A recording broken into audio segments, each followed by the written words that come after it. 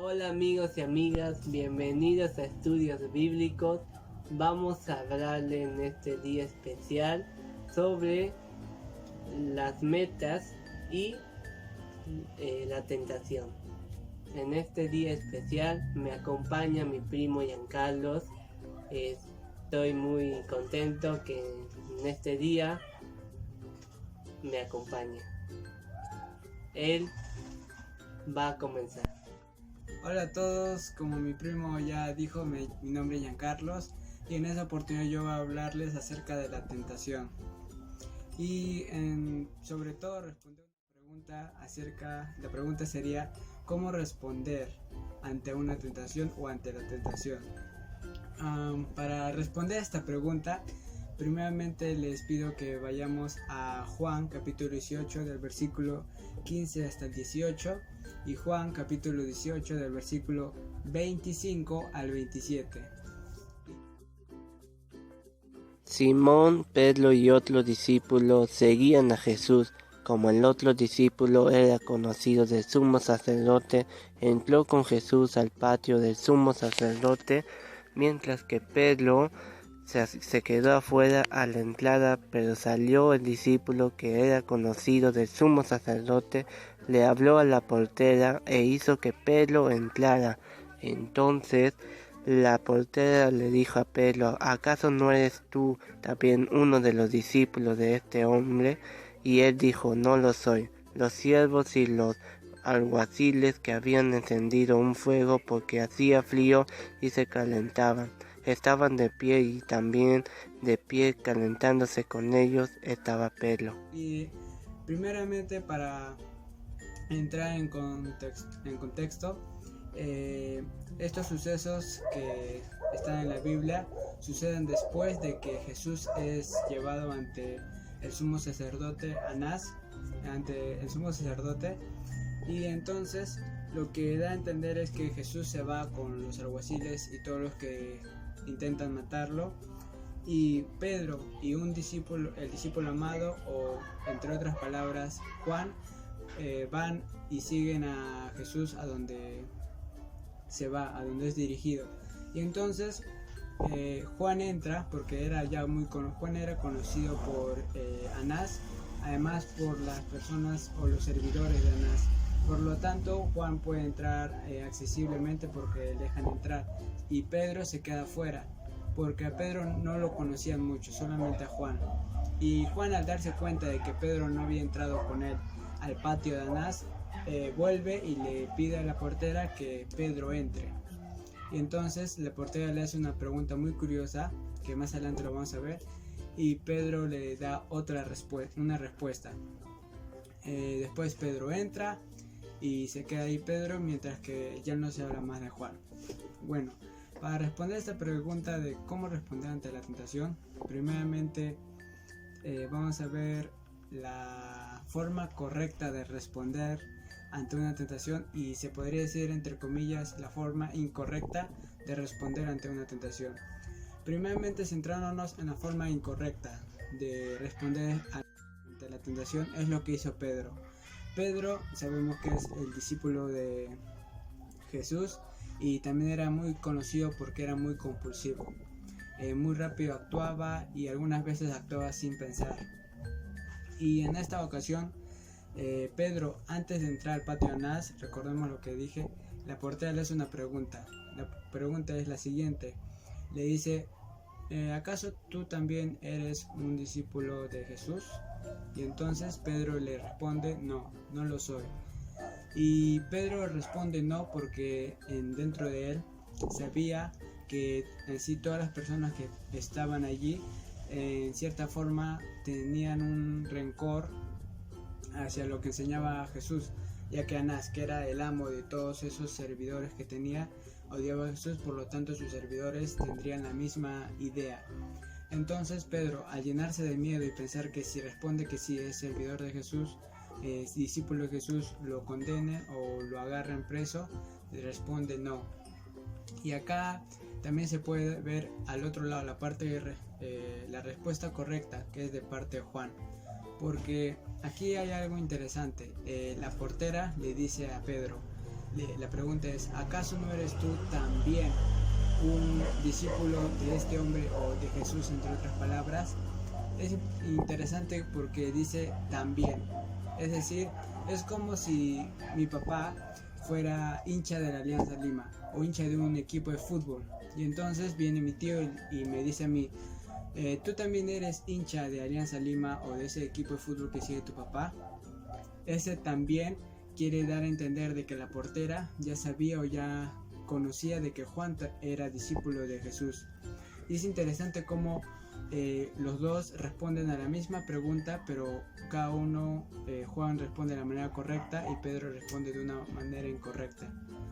Juan debe ser que testificó de que era discípulo de Jesús. ¿Por qué? Porque él sabía, por algo se le llamaba el discípulo amado. No era porque era el más amado, porque Jesús amaba más a Juan que a otros, sino era porque Juan era el que más sentía el amor de Dios. Mientras que todos decían yo amo a Jesús, él decía yo soy amado por Jesús.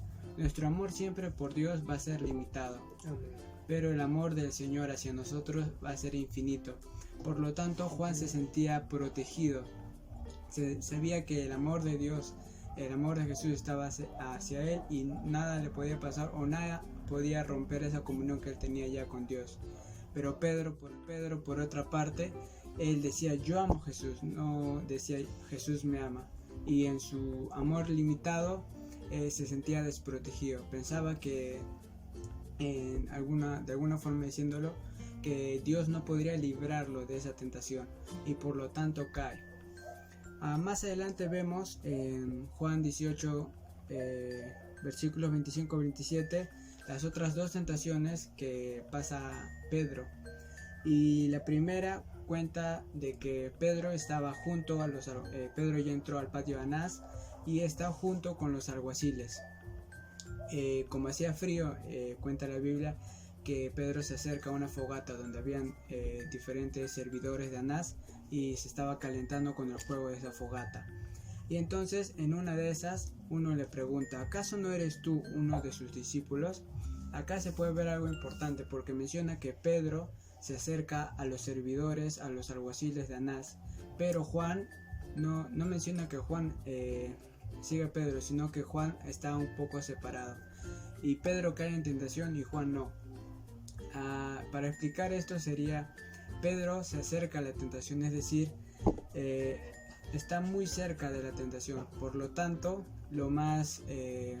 si estás cerca de un precipicio, lo más probable es que te caigas al precipicio que te salves, porque estás cerca, al límite. Y entonces esto pasó con Pedro.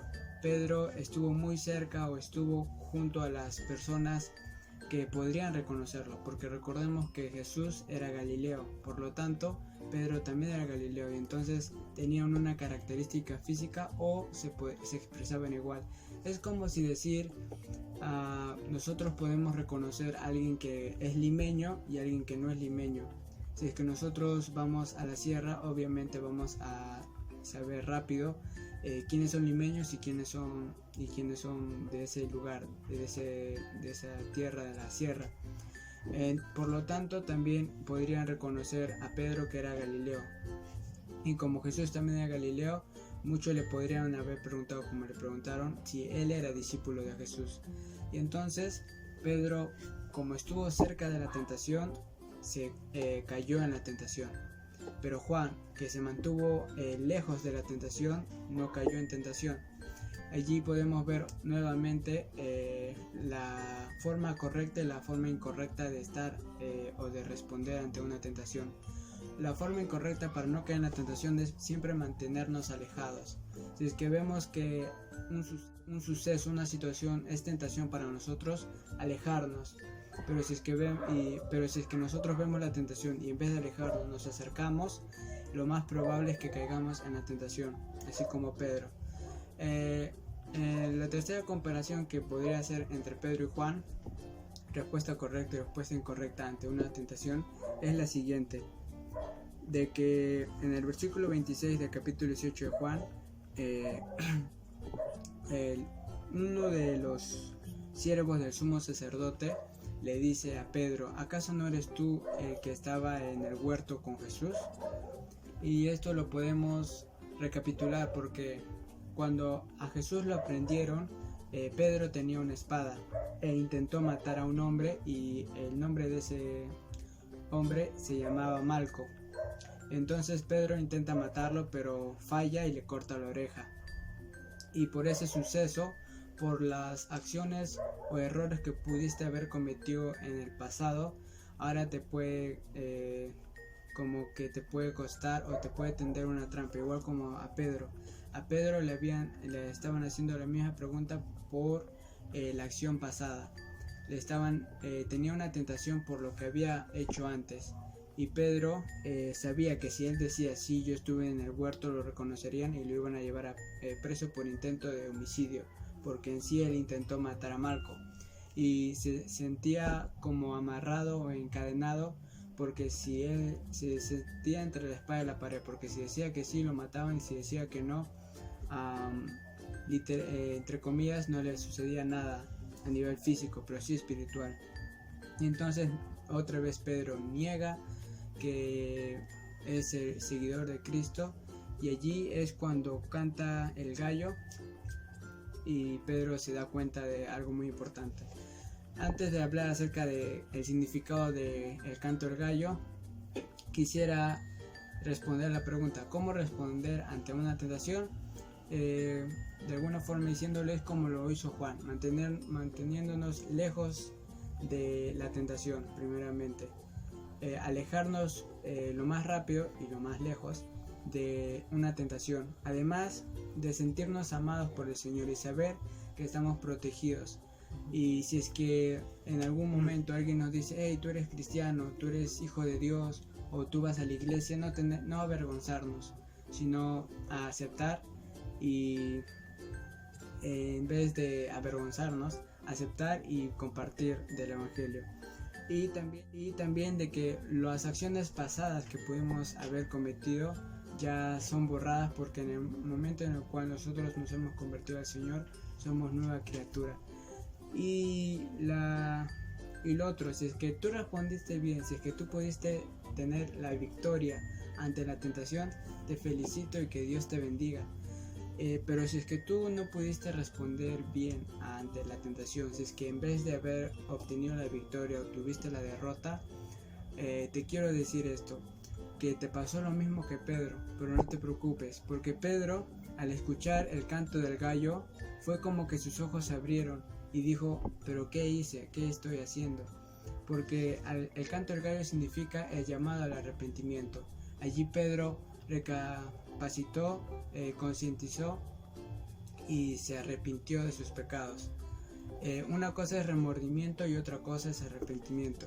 El remordimiento es cuando nos sentimos cuando hemos fallado y nos sentimos mal por haber fallado, pero no volvemos a Dios, sino que solamente es un remordimiento. Decimos: me equivoqué en esto, y nada más. Pero el arrepentimiento es cuando fallamos, reconocemos que hemos fallado y volvemos a Dios. Esto es lo que hizo Pedro. Pedro reconoció su pecado y se arrepintió realmente de corazón.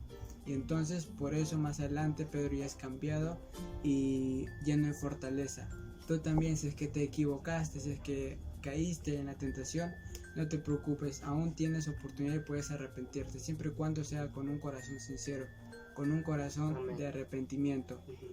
Además de compartirles este mensaje, quería hablarles sobre que tenemos que vencer la tentación y compartir lo que podemos aprender. Ahora le paso con mi primo, y gracias por haber escuchado este mensaje. Wow, primo.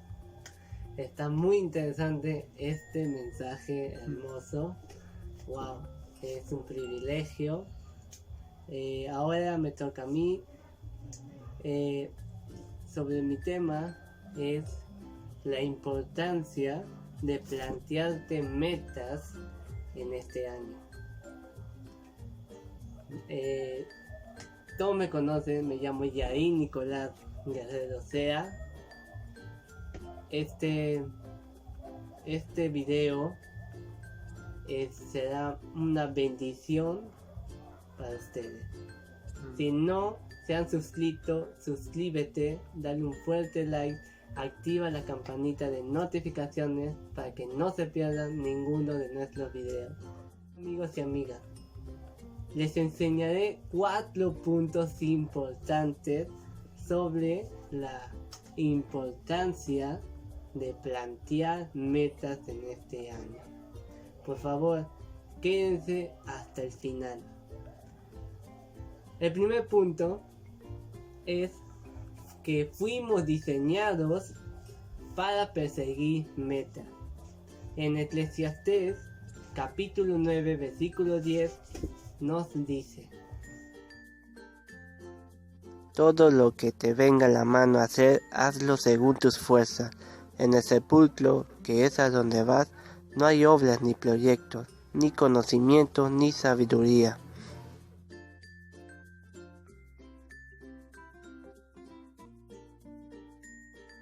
Bueno, amigos y amigas, el Señor nos dio un talento a cada uno de nosotros, en lo cual nosotros podemos hacer algo con nuestras fuerzas, con nuestras manos.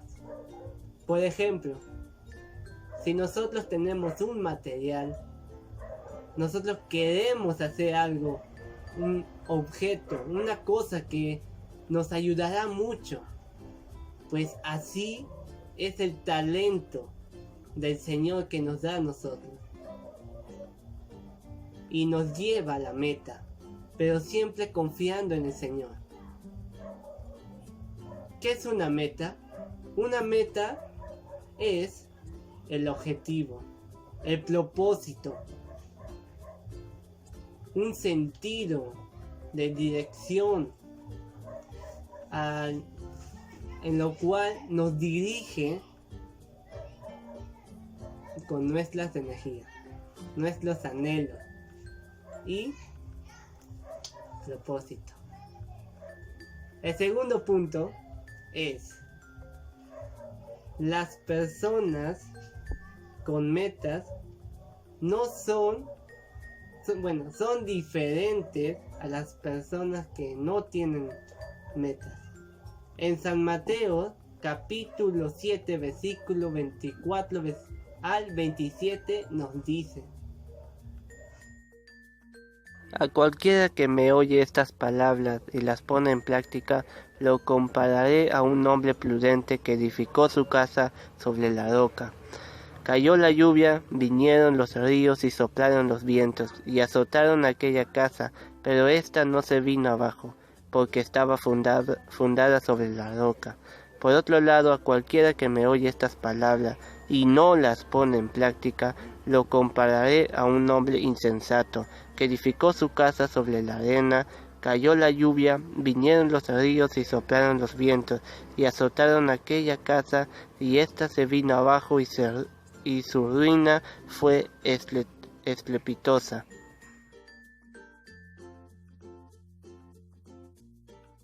Las personas con metas son los que ponen su confianza en Dios. Son los que ponen en primer lugar a Dios. Son los que son sanos de sentido para el propósito de su vida. Se valorizan y se aprecian a sí mismos. Las personas que no tienen metas son los que ponen su confianza en los hombres en vez de Dios. Son los que se conforman a su carácter de vivir. Son los que ponen en primer lugar sus estudios en vez de Dios. Pero aún es tiempo de cambiar. Y poner siempre en primer lugar al Señor. Y tus metas te lo darán. Tercer punto es: sueños no son metas. En Proverbios capítulo 21 versículo 5 y Santiago capítulo 4, versículo 3 nos dice: si piensas lo que haces, tendrás abundancia. Si te apresuras, acabarás en la pobreza. Un sueño es un anhelo o un sentido, efectivamente, que nos permite conseguir o hacer algo. Una meta es la declaración de la intención con el firme propósito de conseguir y hacer algo específicamente. Los sueños son las semillas de las metas. Muchas personas creen que los sueños son suficientes para triunfar, pero no es así. La verdad es que las metas y los sueños no son los mismos, sino diferentes. Así que, amigos y amigas, debes proponer lo que tú debes hacer, lo que tú quieres hacer, pero siempre pidiendo al Señor. El cuarto punto es: procura que tus metas glorifiquen al Señor. En Salmos capítulo 17, versículo 3 nos dice: para que tus metas tengan más probabilidades de completarse, nos basta con orar, no basta en pedir y encomendarlas a Dios. Eso es bueno y es necesario que siempre sea primer lugar el Señor. El Señor debe ser primer lugar, amados amigos. Esos son los 4 puntos importantes que tú debes hacer en práctica. Amigos, Dios te ama. Dios tiene un propósito para ti. El Señor va a obrar en ti. Nosotros estamos orando por ti. Estamos orando por ti. Así que, amigos y amigas, Dios está guardando tu futuro. Está guardando tus metas. Y lo debes que creer. Creer en Dios. Poner su confianza en Él. Poner en primer lugar de tu vida el Señor. Y reconocer que tú no estás solo. Que Jesús siempre está contigo. Él te va a direccionar. Él te va a llevar al camino del Padre, de nuestro Dios. Debes que creer de todo corazón, con sinceridad. Sabemos que estamos pasando un momento difícil, pero no nos vamos a entristecer, no nos vamos a enojarnos, no nos vamos a ponernos tristes, porque el Señor está con nosotros. Así que, amigos y amigas, espero que les haya gustado. Si les gustó, dale un fuerte like. Activa la campanita de notificaciones para que no se pierdan ninguno de nuestros videos. Suscríbete, que me ayudará mucho este canal. Sígueme por Instagram y por Facebook. Aquí abajo lo dejo. También en mi primo y el canal. Amigos y amigas, el Señor te ama. El Señor tiene un propósito para ti. Nos vemos en el próximo video.